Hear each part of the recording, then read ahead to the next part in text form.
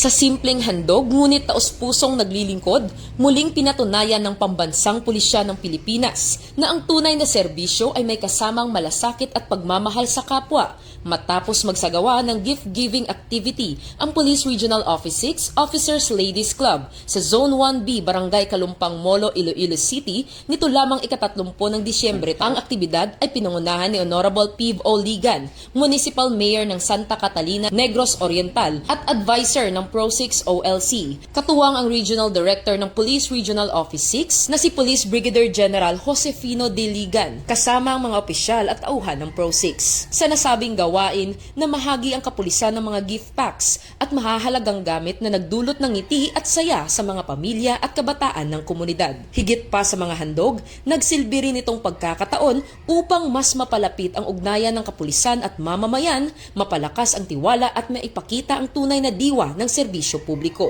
Binigyang diin ni Police Brigadier General Josefino de Ligan ang mga gawaing may malasakit at voluntaryong pagtulong ay sumasalamin ng pusong naglilingkod ng Philippine National Police. Ayon sa kanya, ang pagtataguyod ng ligtas na pamayanan ay hindi lamang nakatuon sa pagpapatupad ng batas, kundi sa pagiging kaagapay ng mamamayan lalo na sa oras ng pangangailangan. Nagpaabot naman ng taos-pusong pasasalamat si Honorable Mayor Piv O. Ligan sa mga tauhan ng Pro-6 at mga voluntaryong nagbuklod-buklod upang maging makabuluhan at matagumpay ang nasabing aktibidad. Mainit ding tinanggap ng mga residente ng Barangay Kalumpang Molo ang inisyatiba at ipinahayag ang kanilang pagpapahalaga, sabay giit na ang pulisya ay hindi lamang tagapagpanatili ng kapayapaan at kaayusan, kundi katuwang sa pag-asa at pagpapaunlad ng komunidad. Ang aktibidad na ito ay bahagi ng patuloy na advokasya ng Pro-6 na palakasin ang pagkakaisa at tiwala ng publiko. Sa bawat ngiti ng batang napasaya at pamilyang natulungan,